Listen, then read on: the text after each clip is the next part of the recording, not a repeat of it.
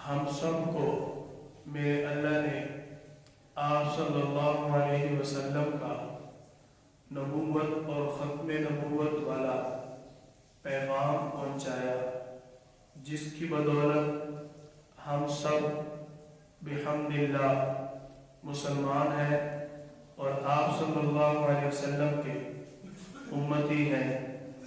میرے اور آپ کے پیارے حبیب صلی اللہ علیہ وسلم کو میرے اللہ نے جب نبوت عطا فرمائی، اس نبوت میں آپ صلی اللہ علیہ وسلم 3 سال خاموش محنت کی دعوت دیتے ہیں۔ اس کے بعد 10 سال مکہ مکرمہ میں اللہ کے حکم فاصدع بما تؤمر پر عمل کرتے ہوئے علی الاعلان نبوت کا پیغام، توحید کا پیغام پیش کرتے ہیں۔ آپ صلی اللہ علیہ وسلم کو اللہ تعالی نے دنیا کے اندر داعی بنا کر بھیجا، جس کا میرے اللہ نے سورۃ الاحزاب کے اندر اعلان فرمایا، وَدَاعِيًا إِلَى اللَّهِ بِإِذْنِهِ وَسِرَاجًا مُنِيرًا، کہ میرا حبیب لوگوں کو دعوت دیتا ہے اللہ کی طرف، اور یہ سراج منیرہ ہے، یعنی اس کو میرے اللہ نے نبوت دینے کے بعد آسمان کے سورج کی روشنی کے ساتھ تشبیہ دی۔ ایک تو آفتاب نبوت ہے اور دوسرا آفتاب فلکیت۔ آفتاب نبوت آپ صلی اللہ علیہ وسلم کی نبوت کی روشنی اور نبوت کی کرنیں، اور دوسرا آفتاب فلکیت کہ آسمان کا سورج اور اس کی کرنیں اور روشنی۔ میرے اللہ نے آپ صلی اللہ علیہ وسلم کو آفتاب فلکیت کے ساتھ تشبیہ کیوں دی؟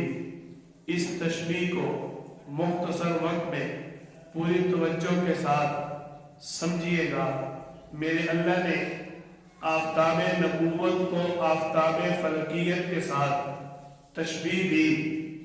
دیکھیے، جب آفتاب فلکیت سورج صبح سویرے طلوع ہوتا ہے تو اس طلوع ہونے کے بعد لوگوں کو خوشی ہوتی ہے کہ دیکھتے ہیں کہ سورج جو ہے وہ نکل آیا، دن چڑھ گیا، اب ہم اللہ کے حکم وَجَعَلْنَا النَّهَارَ مَعَاشًا پر عمل کرتے ہوئے روزی کمائیں گے، رزق کا انتظام کریں گے۔ اسی طرح آفتاب فلکیت کی ابتدا ہے۔ جب آفتاب فلکیت ابتدا میں ظاہر ہوتا ہے، ہر فرد اس کو جی بھر کے، آنکھیں بھر کے دیکھ سکتا ہے، کیوں ابھی تک اس کی روشنی اور کرنیں اس انداز میں نہیں ہے کہ اس کو دیکھنے میں کوئی دشواری ہو۔ آفتاب فلکیت کو ابتدا میں دیکھنا آسان ہے۔ اسی طرح جب اللہ نے اپنے حبیب صلی اللہ علیہ وسلم کو ابتدا میں نبوت دی، یعنی آفتاب نبوت کا جب طلوع ہوا، آفتاب نبوت کو ابتدا میں ہر کوئی دیکھتا تھا۔ آپ صلی اللہ علیہ وسلم کی خاموش محنت 3 سال جو مکہ کے اندر رہی، اس ابتدائی محنت کے اندر ہر دشمن آپ کے سامنے آتا تھا، ہر دشمن آپ کے مقابلے میں آ جاتا تھا۔ جس طرح آفتاب فلکیت کو ابتدا میں دیکھنے کے لیے آنکھیں مقابلہ کر سکتی ہیں، دماغ اور ذہن، طبیعت مقابلہ کر سکتی ہے، اسی طرح آفتاب نبوت کو بھی ابتدا میں دشمنان اسلام دیکھتے تھے، مقابلے میں آتے تھے۔ اللہ نے آپ صلی اللہ علیہ وسلم کو آفتاب فلکیت کے ساتھ تشبیہ کیوں دی؟ دوسری وجہ کہ جب آفتاب فلکیت اپنے عروج کی طرف بڑھتا ہے، پروان چڑھتا ہے، تو جو اس کی کرنیں بلند ہوتی ہیں، تو اس کی طرف آنکھیں کرنا دشوار ہو جاتا ہے، اس کو جی بھر کے دیکھنا مشکل ہو جاتا ہے۔ اب آفتاب فلکیت، آسمان کا سورج جب اپنے عروج پہ پہنچ گیا، اب اس کی طرف جو بھی آنکھیں بھر کے دیکھنے کی کوشش کرے گا اس کی آنکھیں جا سکتی ہیں، اس کی بینائی ختم ہو سکتی ہے۔ اسی طرح آفتاب نبوت کو بھی جب ہم ابتدا میں آپ صلی اللہ علیہ وسلم کی نبوت کو جب لوگ دشمنان اسلام ہر طرح جی بھر کے دیکھ بھی لیتے تھے، مقابلے میں بھی آ جاتے تھے، یوں سمجھتے تھے کہ اس کی کوئی طاقت نہیں ہے، اور جب آپ صلی اللہ علیہ وسلم کی نبوت پروان چڑھی، فاصدع بما تؤمر کا اعلان ہوا، اب آپ کے ہاتھ پر اسلام قبول کرنے والا صدیق اکبر اور حضرت عمر بن خطاب، سیدنا عثمان، شیر خدا سیدنا علی المرتضی اور آپ کے چچا سیدنا حمزہ رضی اللہ تعالی عنہم یہ اسلام قبول کر لیتے ہیں۔ آفتاب فلکیت جب پروان چڑھا، اس کی طرف دیکھنا کسی کے بس کی بات نہیں رہی، اس کا مقابلہ کرنا اب کسی آنکھ کے بس کا کام نہیں رہا۔ اسی طرح جب آفتاب نبوت پروان چڑھا تو اس کو اللہ تعالی نے جب نبوت کی کرنوں کی روشنی ان لوگوں پر ڈالی جو لوگ آپ کی بات کو تسلیم کرنے والے تھے، جنہوں نے آپ کی دعوت کو قبول کیا، اب آفتاب فلکیت کو جب عروج پر دیکھنا، مقابلہ کرنا دشوار ہو چکا ہے، اسی طرح آفتاب نبوت کو بھی اب پروان چڑھنے اور عروج پر آنے کے بعد مقابلہ کرنا اور اس کے سامنے آنا یہ کسی کے بس کی بات نہیں ہے۔ میرے اللہ نے آفتاب فلکیت کے ساتھ آفتاب نبوت کو آپ صلی اللہ علیہ وسلم کی ذات کو تشبیہ کیوں دی؟ جب آفتاب فلکیت سورج طلوع ہوتا ہے، اس کی کرنوں سے چند لوگ اور چند چیزوں کو فائدہ ہوتا ہے، اور اسی طرح جب آفتاب فلکیت طلوع ہوتا ہے تو اس کی کرنوں سے، اس کی روشنی سے چند چیزوں کو نقصان ہوتا ہے۔ جب آفتاب فلکیت کی کرنیں اور اس کی روشنی کھیتوں پر پڑتی ہے، پھل پھول پر پڑتی ہے تو ان میں سے خوشبو نکلتی ہے، پھلوں کے اندر ذائقہ آ جاتا ہے۔ جب یہی آفتاب فلکیت، اس کی روشنی اور اس کی کرنیں گندگی کے ڈھیر پر پڑتی ہیں تو وہاں سے تعفن اور بدبو اٹھتی ہے۔ آفتاب نبوت کا بھی یہی عالم ہے۔ جب آفتاب نبوت طلوع ہوا تو اس کی کرنیں جب اللہ تعالی نے اس علاقے میں ڈالی، اس علاقے کے لوگوں پر پڑی، تو جب آفتاب نبوت کی کرن ابو بکر پہ پڑی وہ صدیق بن گیا، جب آفتاب نبوت کی کرن فاروق میں پڑی وہ عمر بن خطاب فاروق اعظم بن گیا۔ اسی طرح جب آفتاب نبوت کی کرن عثمان بن عفان پہ پڑی تو ذو النورین بن گیا، اور آفتاب نبوت کی کرن جب علی بن ابی طالب کے اوپر پڑی تو اس کو اللہ نے شیر خدا، فاتح خیبر کرم اللہ وجہ بنا دیا۔ جب آفتاب نبوت کی کرن ابن مسعود، عبداللہ بن مسعود پر پڑتی ہے تو یہ وقت کا فقیہ بن جاتا ہے۔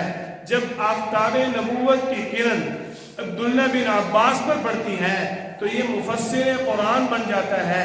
اسی طرح جب آفتاب نبوت کی کرن انس پر پڑتی ہے تو انس رضی اللہ تعالیٰ عنہ خادم خاص بن کر سامنے آتے ہیں، اور اسی آفتاب نبوت کی بھی وہی مثال، جس طرح آفتاب فلکیت کی کرنوں سے بعض لوگوں کو، بعض چیزوں کو فائدہ ہوا کہ پھل پر پڑی تو اس میں ذائقہ آ گیا، پھول پر پڑی تو اس میں خوشبو آ گئی، اور بعض لوگ جب دیکھا کہ آفتاب فلکیت ظاہر ہوا، دن چڑھ گیا، روزی کمائیں گے، فائدہ حاصل ہوگا، ان کو خوشی ہوئی۔ اور جب آفتاب فلکیت ظاہر ہوا، جو رات کو چوری کرنے والا تھا، ڈاکہ ڈالنے والا تھا اس کو دکھ ہوا، تکلیف ہوئی کہ آفتاب فلکیت کیوں نکل آیا، سورج کیوں طلوع ہوا۔ اسی طرح جب آفتاب نبوت ظاہر ہوا، آفتاب نبوت سے بعض لوگوں کو خوشی ہوئی، جن کو خوشی ہوئی ان کا میرے اللہ نے اعلان کیا، والسابقون الاولون والمہاجرین والانصار والذین اتبعوهم بإحسان رضی اللہ عنہم ورضوا عنہ ذالک الفوز العظیم۔ جب آفتاب نبوت کی کرنوں سے لوگوں کو خوشی ہوئی، ان لوگوں کو میرے اللہ نے رضی اللہ عنہم ورضوا عنہ کا سرٹیفکیٹ عطا کر دیا۔ اسی طرح جب آفتاب نبوت کی کرن ان لوگوں پر پڑی، ایسے افراد پر پڑی جن کو رات کو ڈاکہ ڈالنا تھا، جنہوں نے اپنے سرداری چمکانی تھی، جنہوں نے اپنے حبیب میرے اور آپ کے پیارے حبیب کے بغض میں نفرت کا اظہار کرنا تھا، جب ان پر پڑتی ہے تو یہ عمر بن حشام پر پڑی۔ اس کو ابو الحکم کہا جاتا تھا۔ یہ ابو الحکم اپنے آپ کو عظیم کہا کرتا تھا کہ بڑی شان والا ہوں۔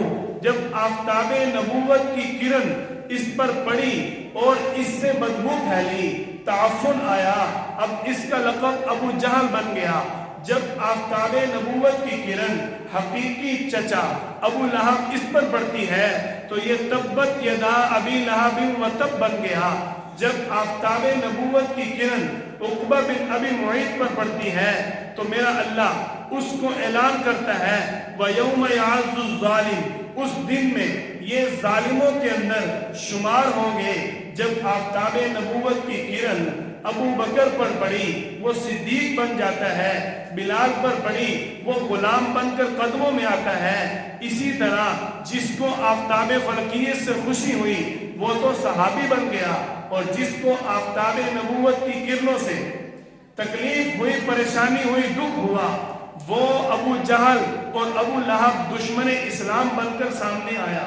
میرے اللہ نے آفتاب نبوت اپنے حبیب کی ذات کو آفتاب فلکیت کے ساتھ تشبیہ اسی لیے دی کہ اس کی مطابقت اس کے ساتھ بالکل 100% بنتی ہے کہ جب آفتاب فلکیت فل عروج پر آ چکا، اب دوپہر کا وقت ہے، آفتاب فلکیت آسمان کے سورج کو ہر شخص کے لیے جی بھر کے آنکھیں کھول کر دیکھنا یہ کسی کے بس کا کام نہیں ہے۔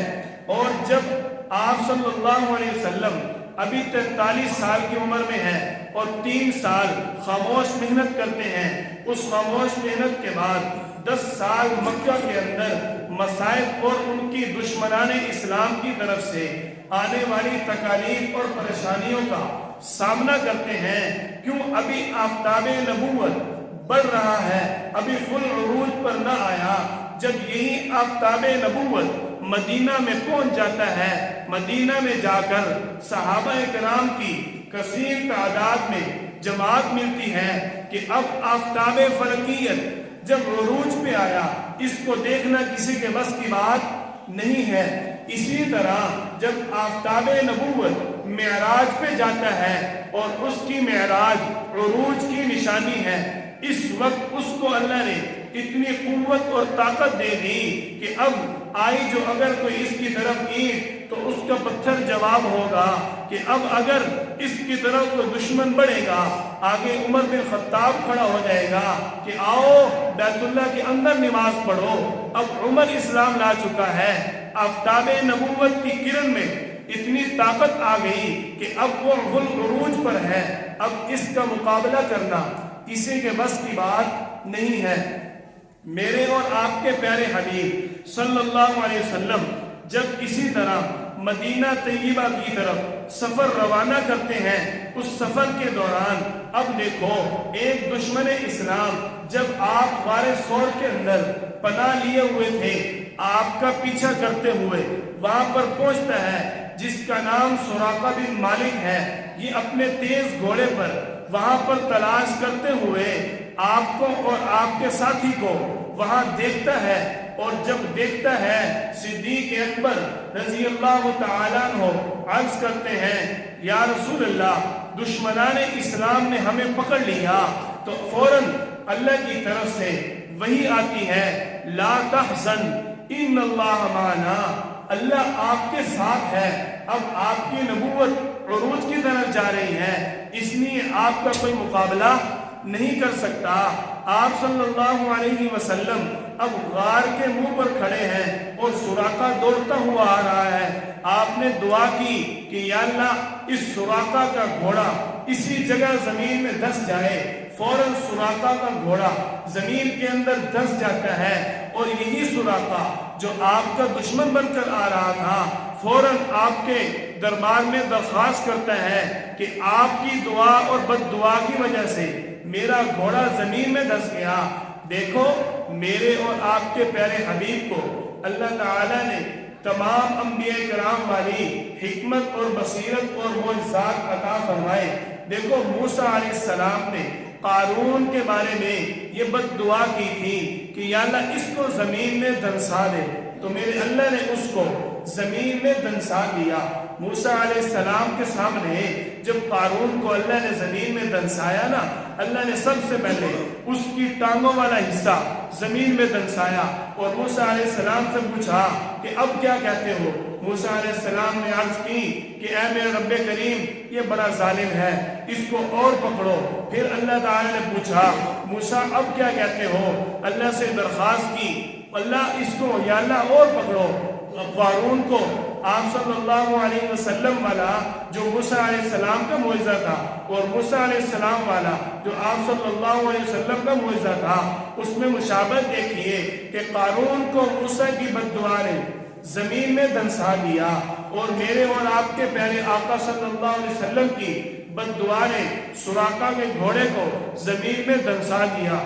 یہی سراقہ جو آپ کا دشمن بن کر آیا تھا، گھوڑے میں سے اوپر کھڑا ہو کر آواز دیتا ہے کہ میں جو بھی ادھر آئے گا اس کو آپ کا دفاع کرتے ہوئے یہی کہوں گا کہ اس طرف وہ دونوں ساتھی نہیں ہیں، میں نے اچھی طرح دیکھ لیا، تو آپ مجھے اسلام قبول کروا دیں، میں آپ کے ہاتھ پر بیعت کرتا ہوں۔ یہی جو آپ کی جان لینے آیا تھا آج وہی سراقہ بن مالک رضی اللہ تعالیٰ عنہ جان دینے والا بن گیا۔ یہ آفتاب نبوت کا عروج تھا۔ اسی طرح جب آپ صلی اللہ علیہ وسلم کی نبوت کی کرن ایک جگہ سے نکل کر دوسری جگہ منتقل ہونی شروع ہوتی ہے، اسی راستے میں آپ صلی اللہ علیہ وسلم مدینہ کی طرف جا رہے ہیں۔ راستے میں ام معبد رضی اللہ تعالیٰ عنہا کا گھر آتا ہے، جھونپڑی آتی ہے۔ انہوں نے سفر کے اندر یہ راستے میں اپنی جھونپڑی اس لیے بنائی کہ مسافر حضرات آئیں گے تو یہاں سے اپنا کھانا پینا ضرورت پوری کرنے کے بعد یہاں سے چلیں گے تو میں اپنا معاوضہ لے لوں گی۔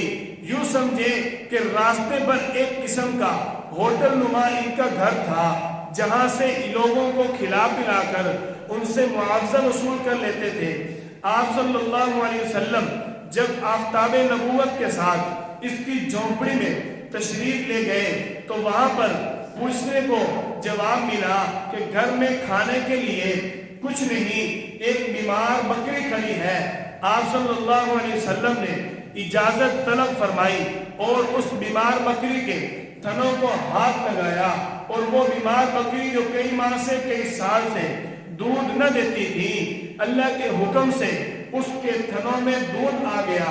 میرے اور آپ کے پیارے نبی صلی اللہ علیہ وسلم کی کرامت اور معجزہ اور شان مقام مرتبہ دیکھیے کہ اس بکری کے تھنوں میں اتنا دودھ آ جاتا ہے۔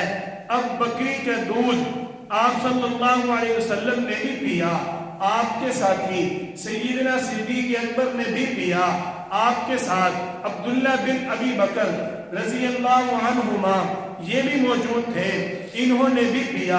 آپ صلی اللہ علیہ وسلم کے بعد ام معبد رضی اللہ عنہا انہوں نے بھی پیا۔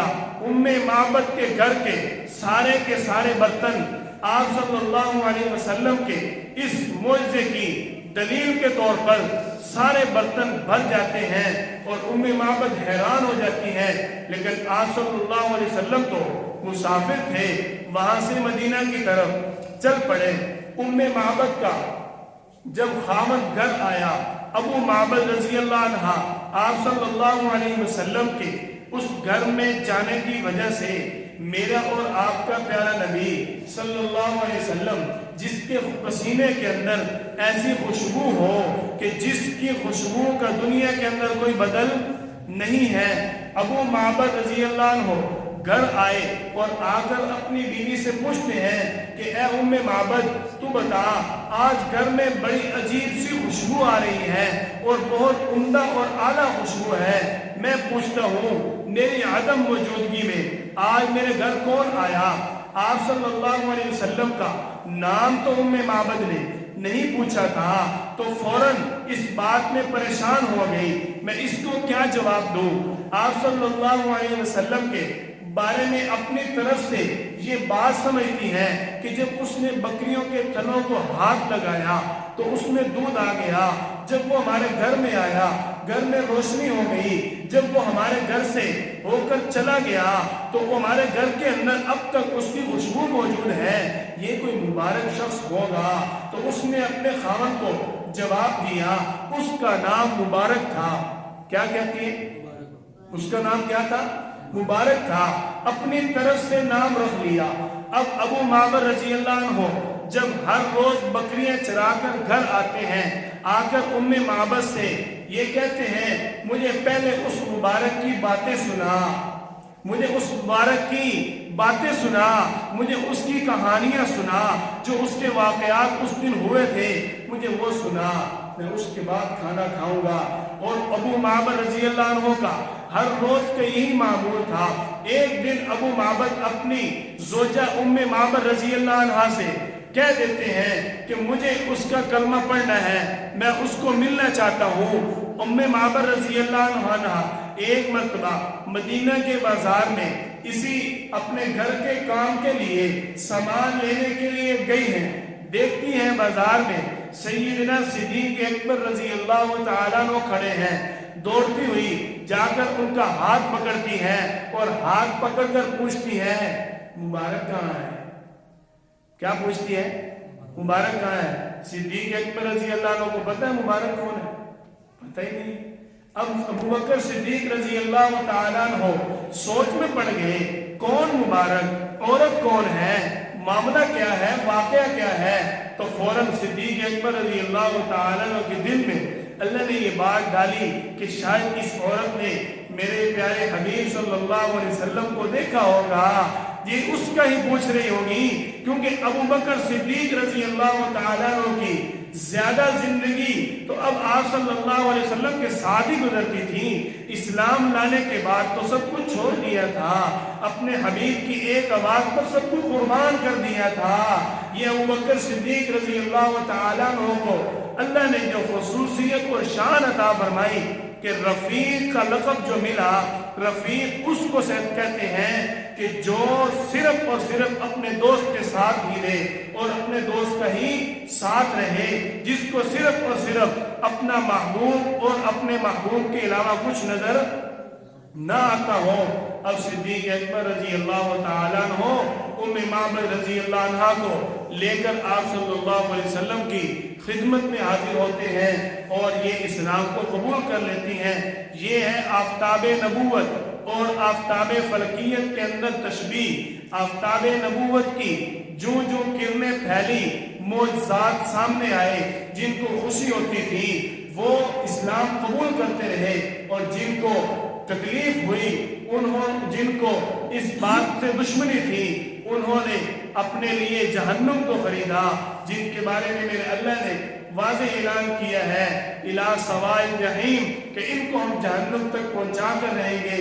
ہم اللہ سے یہ دعا کرتے ہیں کہ اللہ ہم سب کو ہمیشہ آپ صلی اللہ علیہ وسلم کے خوبصورت آفتاب نبوت والی کرنیں اور آپ کی رحمت ہم سب کو نصیب فرمائے، آپ کی سچی عملی اور حقیقی تابعداری نصیب فرمائے۔